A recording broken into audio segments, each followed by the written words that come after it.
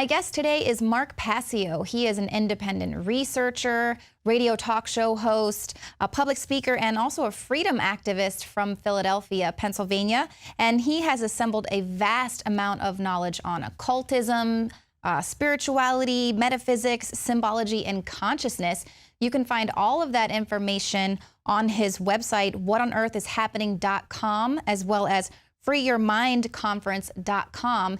And he joins me today to talk about occultism and mind control. So Mark, thank you for joining us today. I know we've got a lot to talk about in a short amount of time. So I wanted to kind of give a tri-part question here first, just kind of give a little bit of a backstory. I've heard you say in a few of your lectures that you were actually a practitioner of the dark occult. Obviously, this is where some of your expertise comes from. You can confirm that these occultic symbols are being employed. They do have power. But what does that mean? What does that mean as far as you are practicing? Was that like Satanism, Luciferianism, some sort of other dark occult that I don't really know about? And then, of course, what compelled you to kind of seek out that knowledge, and what was it that helped you kind of realize that maybe that wasn't where you wanted to spend your energies? Sure, that's a really great question. Well, in my youth, I kind of accepted, without much questioning, a lot of the religious dogma and indoctrination that I had been given by family members and school teachers.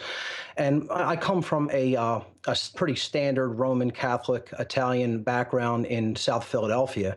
And my family was kind of the type that never really challenged belief systems, certainly never questioned authority, anything like that. And, you know, back then when I was given a lot of those dogmatic beliefs and kind of accepted them, I certainly lacked a lot of the knowledge about what religious indoctrination is about and why it's done. I certainly didn't know anything about astrotheology at that time. And a lot of that knowledge probably could have put some of that indoctrination into perspective. But since I lacked it, my disillusionment with modern organized religion turned into extreme anger. And I acted upon that anger by attempting to seek out the antithesis of religion, the antithesis of the system into which I was born. And I found it in the form of the dark occult, dark occultism, particularly Satanism, which was the type of dark occultism that I gravitated toward.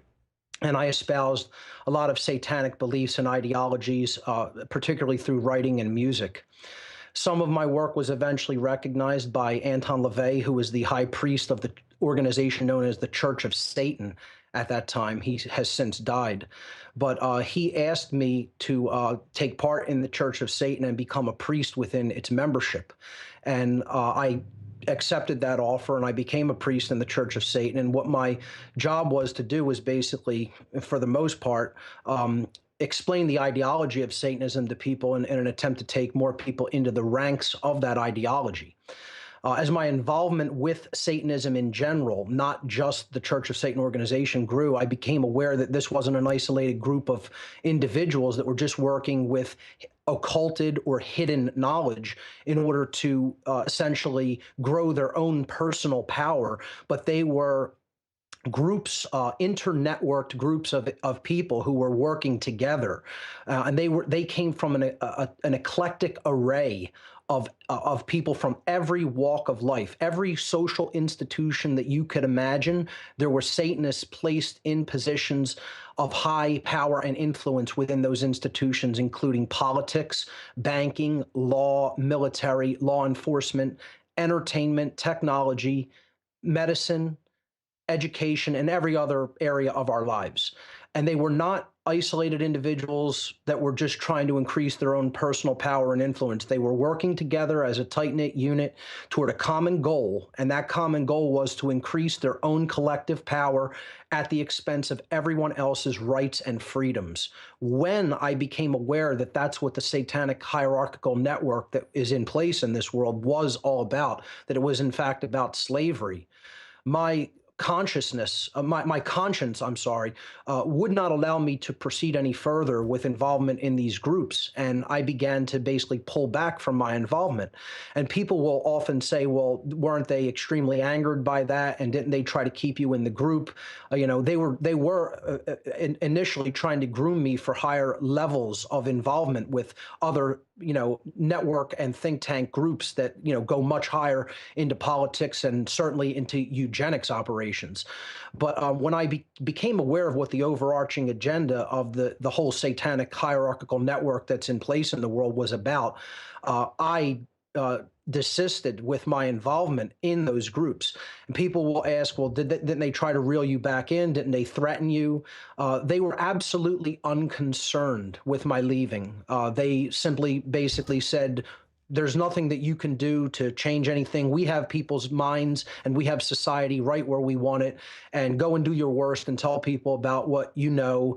And you're going to be banging your head against a concrete wall for the rest of your natural life. So go and do your worst because there's nothing that you could possibly do to hurt us. That was their attitude when I left. Right. Well, it is like banging your head against a wall. And there are such extreme forces keeping people hypnotized. I mean, just talking about Anton LaVey or the Church of Satan, just the ties with the NSA. I mean, Sure. if you want to talk about the surveillance and control, I mean, there is the upper echelons of government. And here was a secret program with the NSA that wasn't exposed until just recently. Obviously, it's been going on for quite some time. Yeah, I consider the groups I was involved in very low level, certainly not high level by any stretch of the imagination. I do consider that LaVey was sort of a puppet for these higher level satanic networks and groups, and certainly worked with governmental institutions during the time that he was alive. Most people don't really understand what the ideology of Satanism is. They think it's about devil worship. It has nothing to do with the worship of the Christian notion of the devil. Satanism basically has four main tenets or overarching principles of belief. And that is that self-preservation is the highest goal. And you should do whatever you can to advance your personal power and influence in the world, no matter who you really have to walk all over, step on, or hurt to get what you want. That's really the number one tenet. And if you look at society, most of society is stuck in that cutthroat dog-eat-dog mentality. Moral relativism is the second major tenet, which is the idea that there's really no such thing as objective standards of right and wrong behavior, that we as human beings can get to basically decide upon our whims what right and wrong are, and base our actions accordingly. And if you look at most of society, I would say more people than not are moral relativists than moral objectivists who think that there is an objective standard of right and wrong behavior. So that's also very pervasive in society. The third major tenet is social Darwinism, the idea that the most ruthless in society have some sort of a predetermined or predestined right to basically rule over everybody else in society because their genetics got them there and made them fit for rulership.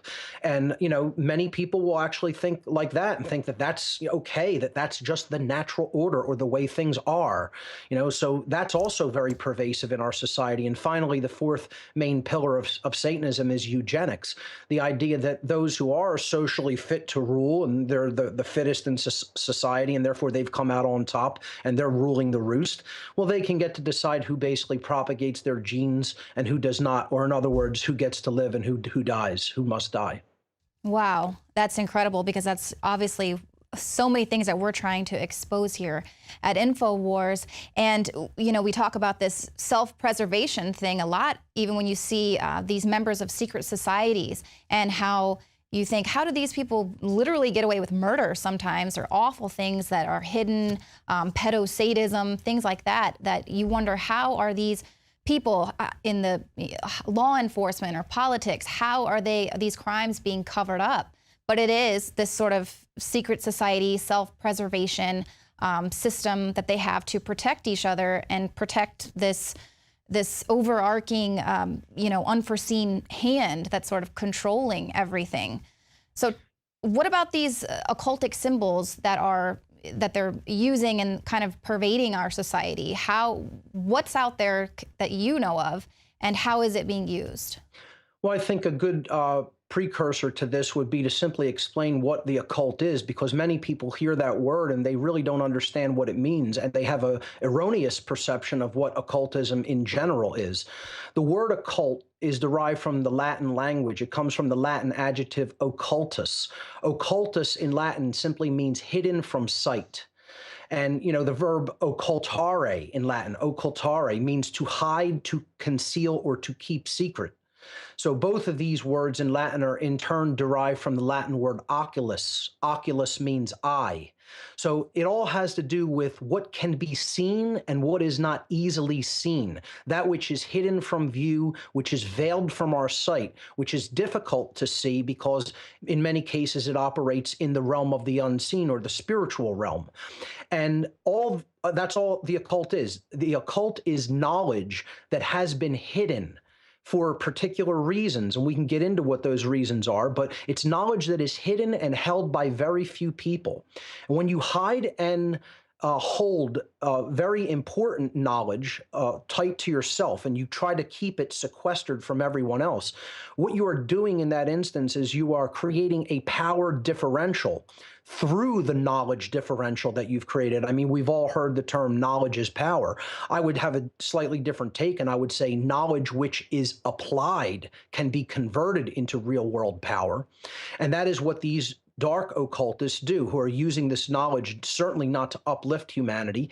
They're using it to create a power differential in the world so that they can stay entrenched in power and they could take advantage of everyone else who is trapped in their ignorance. The occult is simply hidden knowledge held by very few people who exploit that knowledge at the expense of all of the ignorant people, the ignorant masses who have no idea what that knowledge is or how it works. Now, the next question that would naturally come up for people is, well, what is the knowledge of the occult?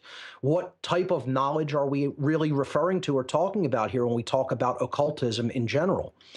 Occultism is a body of science which is just not generally known to the wide body of human beings. It's hidden knowledge about two overarching fields of study of human endeavor, and that is the human psyche, the mind, and how the mind works, all of its inner workings and operations, okay? How the psyche actually operates, what human motivations are and how they work. I would call this the inner world of the individual. And in the occult, this is often referred to as the lesser arcana, or the body of knowledge that constitutes the microcosmic world. In other words, the world of the individual, the psyche. Then there's a second body of knowledge that is about the greater spiritual laws that ultimately the entire universe is bound by and works according to. This would be considered the major or greater arcana of knowledge, or the macrocosmic world. This is knowledge about the spiritual laws of the universe and also the physical sciences, because much of the physical sciences workings is also occulted and hidden from us so that our society doesn't progress and advance in ways that the people who currently hold the reins of our society don't want it to. So we have to understand that there's a body of spiritual, or what I simply refer to spiritual laws, or what I simply refer to as natural law in my work, that is a part of the occult knowledge. It's a part of the macrocosmic knowledge that comprises what is known as the major arcana, or the greater arcana of occult knowledge. That being said, those two bodies of knowledge really constitute everything that humanity needs to understand to become free.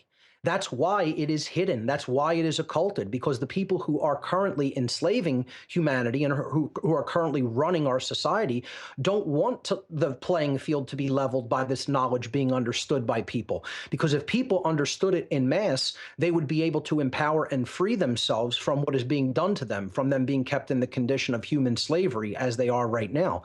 Occult knowledge is neither good or bad. It's not something that is inherently positive or negative. The consciousness of the wielder of that knowledge will ultimately determine whether that knowledge is actually being applied for good or ill. In other words, either for the uplift of humanity by spreading it and distributing that knowledge throughout the human population, and therefore enlightening people and making them be able to be informed and make their own good choices and good decisions in harmony with the spiritual laws of nature, natural law, or whether that knowledge, that occulted knowledge, will be used for ill, for evil purposes, for control, for manipulation over the people who currently lack it and are ignorant of it. And that's the difference that I would describe between light occultism, or what I simply have come to call de-occultism, which is what I consider myself, a de-occultist, someone who is trying to bring that hidden knowledge out into the light of day for all to see and understand, versus dark occultism. Dark occultists want to deliberately hide and keep that knowledge hidden in order to create and maintain that power differential that they currently have. Well, exactly, because as long as they can keep a false reality, people just kind of in a fog, no one can change the reality because they don't actually have a grasp of what reality actually is. They're just in a trance with all of this symbolism bombarding them everywhere. Obviously, the InfoWars viewers, they know all about, the all-seeing eye and the pentagram and these sorts of things. But this symbolism is in advertising, just basic advertising. Talk to me a little about that. Sure, it really goes quite deep. And I think this example that I would like to bring up is going to really illustrate what the occult truly is and how it's applied in society. And how it works upon the psyche of individuals that have no idea about the symbols that are used against them, and they have no idea about the deep inner knowledge of the psyche that is wielded over them by people who do very deeply understand it. To understand this example, we have to just simply delve into the world of archetypes, which are types of basically rudimentary type symbols. An archetype is considered an original pattern from which other patterns or other more advanced type symbols are basically based, okay? So it's a model or an original form or a prototype of some kind. And there's some basic symbolic archetypes. Of course, we have the circle, which represents infinity and eternity and perfection and the divine. The circle has always kind of been considered a shape that represents the divine. It's based on a number that cannot really be ever pinned down to exactitude, pi, of course. And, it's just a symbol that has represented perfection throughout all different traditions in human history.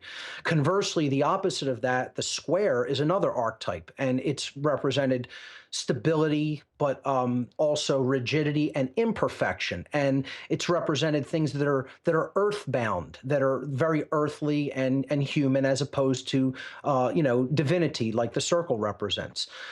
So then we have another archetype, the triangle. We see this a lot in symbolism as well, because it represents balance, it represents union or coming together of often opposite extremes. It represents the intellect. It represents, in many cases, knowledge. Another archetype is the star, which represents spirit or sovereignty. And, that's, of course, used in politics a lot. And there's many other archetypes that we could get into, but essentially, archetypes resonate deeply with the human subconscious mind. Okay, that's the main thing to keep in mind. Archetypes are kind of embedded almost into our the very fabric of our being, into what one might call our ancestral DNA, because these shapes and symbols have been around with us since humanity has been on this planet. The perverted use of symbolism and archetypes goes on constantly in our society. And again, since people are ignorant about how a lot of the symbolism works, it's quite literally a quote unquote piece of cake for these dark occultists to wield this knowledge in this way. So I want to give a brief example. Betty Crocker in the 1950s had designed a new instant cake mix, and they didn't know how this was going to be received by American housewives. And so they did a lot of research and development on this product, and they put it out into the supermarkets. They got distribution for it. Spent a whole lot of money to do all of that. And then the cake mix was very unpopular. It did not sell well at all. And there was an underlying reason for this, but Betty Crocker didn't understand that reason at the time. Okay, well, I'll just give a little bit of a background.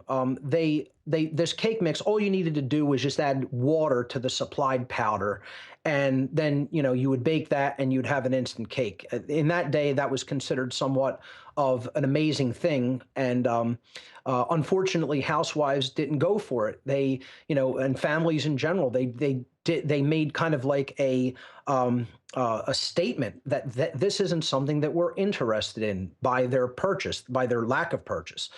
And Betty Crocker, instead of saying, well, we've kind of received the mandate from the masses of people, they're not interested in this, they decided that they would make people want the cake mix. Now, just think about that for one moment, okay? We're not going to say, well, we tried our product and it didn't work and people gave us a mandate that they're not interested in it and that's their free will choice and decision. No, no, no, that's not good enough for us as a corporation. We are going to do research not only into why people didn't want it, but what we will have to do as a company to make them want this very product. We're not going to go back to the drawing board. We're not going to abandon the idea. We're going to keep this out, on the shelves and basically say, what are we going to have to do to modify this slightly to make people want it? So they hired a Madison Avenue ad campaign firm to investigate which was basically comprised of a lot of psychologists. And they asked this psychological think tank team to find out through psychoanalysis the underlying psychological reasons that housewives didn't want the cake mix. The conclusion of this type of think tank study that came out was that while the average housewife at that time in the 1950s appreciated the convenience of the cake mix, they were feeling a very particular type of emotion by sort of taking a shortcut or cutting corners, whereas they had originally made cakes for their family from scratch and put a lot of their energy and effort and love into it. So the emotion that those housewives were feeling was actually guilt. That was the result of the psychoanalysis done by this think tank of Madison Avenue ad campaign firm, think tanks, and psychologists, actually. So what they had to do was attempt to assuage that psychological guilt in those housewives. The way that they did that, very interestingly, was they simply added some words on the instructions on the box. Now, just think about that for one moment. How powerful would a few words on a box be to completely change the mindset of an entire group of people in society? But that's exactly what happened. And this cake mix sold eventually. The 3 words that they needed to add on the box, so the ad campaign firm comprised of these psychologists told Betty Crocker, just keep the mix the way that it is and add on the instructions, add an egg, add 1 egg, where the 3 words need to be put on the box. When the housewives read the new instructions upon trying to find out how the cake mix worked before they bought it, that changed their mind. Now, most people will say, well, what sense does that make and how does that work? And therein lies what the occult actually is, what the knowledge of the occult is, which is what these psychologists applied. That's what we have to understand the occult is. It's deep, ancient, ancestral psychology that is being applied against people who have no idea about how it works. The egg is a symbolic archetype of feminine energy. It is the creative essence of the female that combines with the sperm to create life. It is the feminine fertility symbol. So that is what they were putting in the mind of the housewife. Now you take what we've given you in the cake mix, the instant cake mix that's very easy to prepare, okay? And after you have that, you add an egg to the cake mix. So now symbolically, virtually, through proxy, you are giving your feminine creative essence into the project. And in doing that, those housewives are now assuaging that guilt that they previously felt by not putting enough of, quote unquote, themselves into this undertaking for their family to make this cake. In adding the egg, that psychologically assuaged that guilt subconsciously without those women ever even understanding what had been done through the back door psychologically to them. That, ladies and gentlemen, is what the occult actually is. The cake mix sold like wildfire after they only changed the instructions on the box to add a symbolic archetype to assuage that psychological guilt subconsciously. Wow. Now, if that's not, a powerful enough example, I don't know what is. This is what people have to begin to understand that occult knowledge is and what it can do and how it can be applied in a perverted way in society to act as sort of a weapon against people that don't understand how it works. I would suggest that's much more than just clever advertising or clever marketing techniques. I would suggest that that is an absolute perversion of someone else's free will decision-making processes, because you are using knowledge that they lack to essentially steer their mind in a particular direction without them even understanding how you did that. Absolutely. And obviously that was decades ago. No telling how perverse this is in advertising now. We see it with the commercials, McDonald's, Burger King, fast food. You know it's bad for you, but you've just got to go to the drive-through right now. And Rob Dew actually did a report on GMOs. There were a lot of activists calling for labeling for GMOs, and then they took them to this sort of think tank meeting, and by the time they got out of it, they were all pro-GMOs. So it's just pretty amazing how easily we can be programmed. Obviously, I know you've got a ton more information that people can find on your website, whatonearthishappening.com. But just in the last few minutes, is there any advice on how to avoid all of this, or is it all just a matter of educating yourself to the reality so that you can, avoid being brainwashed, basically?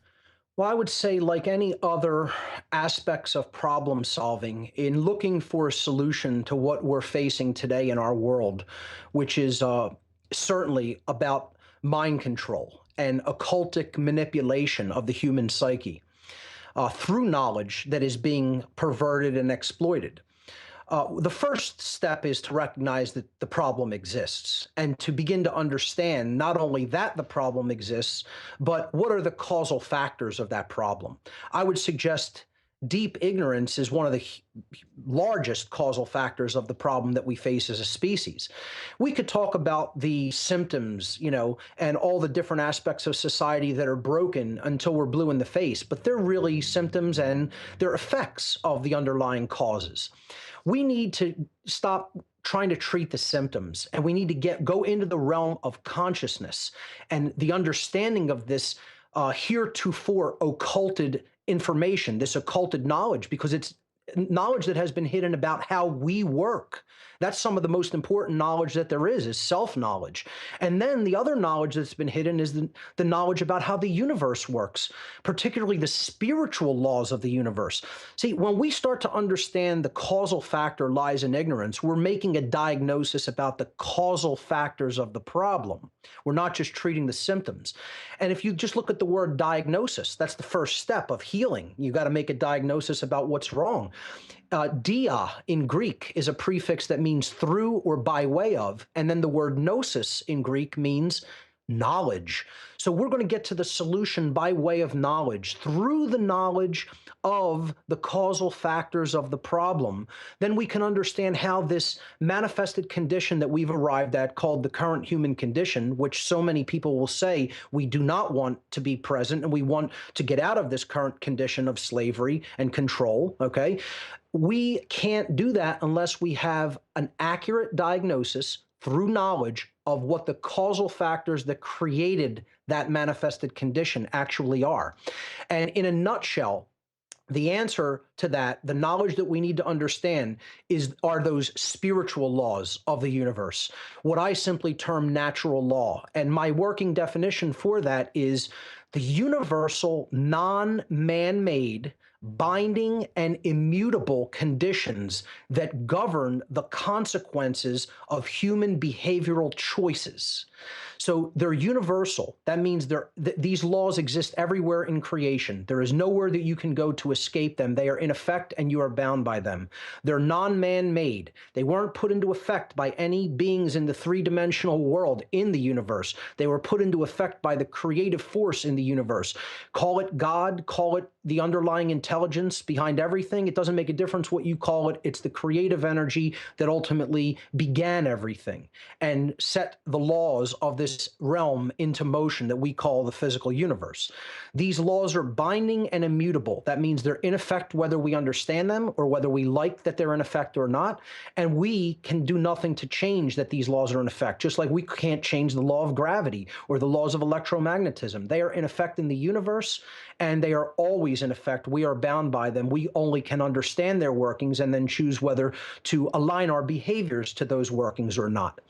And what these laws, these spiritual laws ultimately do is they govern the consequences of our behavioral decisions. When we make a choice that is in keeping with these spiritual laws, therefore, that behavior is actually a right under this natural law or spiritual law, then we receive one particular set of results. When we act in opposition to these laws, and therefore we are acting immorally, and we are not taking behaviors that are our right to take, we receive a completely different set of results. It's very, very simple. I simply call the laws that govern whether a society is free or not, the law of freedom. Freedom and morality are directly proportional to each other. As morality increases in any given society, the freedom of that society will also increase. As morality in any given society declines or goes on the wane, then the freedom of that society will also decline, and that society will go ever more toward tyranny and enslavement. True freedom can never exist in a society that embraces the concept or the ideology of moral relativism. This is the main problem that is driving our society into tyranny and slavery.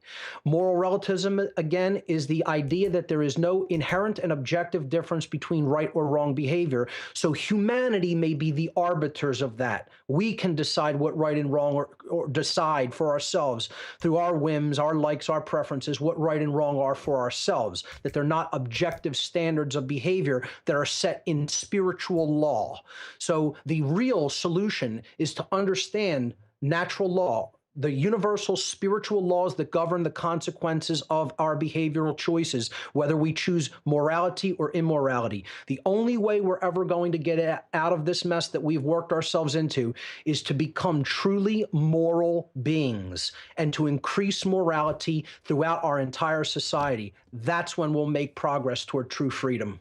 Yeah, and that's really powerful because you can see that that's what is happening to our society right now. We have become waning more toward the immoral side, and you see the tyranny is rising. It's kind of working perfectly into their plan. Well, Mark, thank you so much. We're definitely going to get you back on to decode the matrix and other things there that are just so interesting. But if you want more information, whatonearthishappening.com. Mark Passio, thank you so much. Leanne, thank you so much for having me on the show today. Stick around because right after this, we will be live in studio for our State of the Union coverage.